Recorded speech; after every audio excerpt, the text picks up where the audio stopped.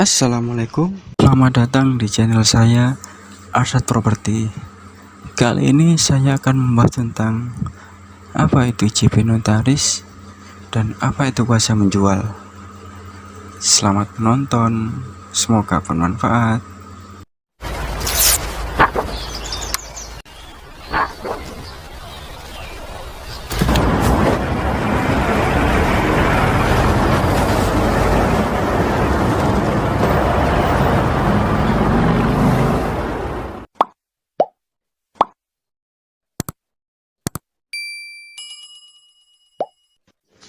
IJP adalah singkatan dari Ikatan Jual Beli yang dibuat untuk melakukan pengikatan sementara antara penjual dan pembeli. Hal ini bersifat di bawah tangan atau bisa disebut akte non-otentik. Karena sifatnya yang non-otentik, hal itu tidak menyebabkan beralihnya kepemilikan tanah atau rumah dari penjual ke pembeli. Sehingga suatu saat bisa terjadi status pembatalan di antara penjual dan pembeli jika salah satu pihak tidak dapat memenuhi kewajibannya.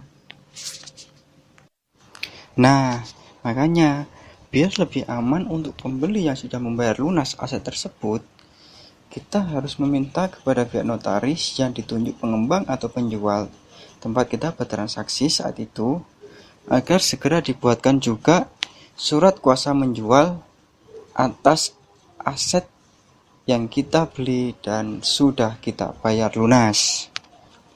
Hal ini bertujuan agar kita punya kuasa untuk mengelola ataupun ingin menjual aset tersebut tanpa perlu persetujuan atau kehadiran pemilik pertama, karena sudah tanda tangan ya waktu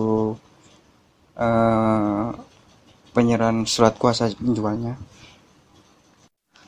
Hal ini tertuang dalam pasal 1792 Kitab Undang-Undang Hukum Perdata atau bisa disebut KUH Perdata, menyebutkan pemberian kuasa adalah suatu perjanjian dengan mana seseorang memberikan kekuasaan kepada seorang lain yang menerimanya untuk atas namanya menyelenggarakan suatu urusan.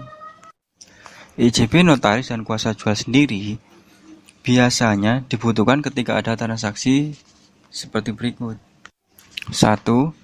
Karena aset yang diperjualbelikan berupa kaflingan dalam bentuk tanah maupun rumah yang berdiri di lahan petak-petak, sedangkan suratnya berupa surat induk yang sedang dalam proses pemecahan atau splitting. Nah, hal ini dibutuhkan kedua surat tersebut untuk melakukan transaksi.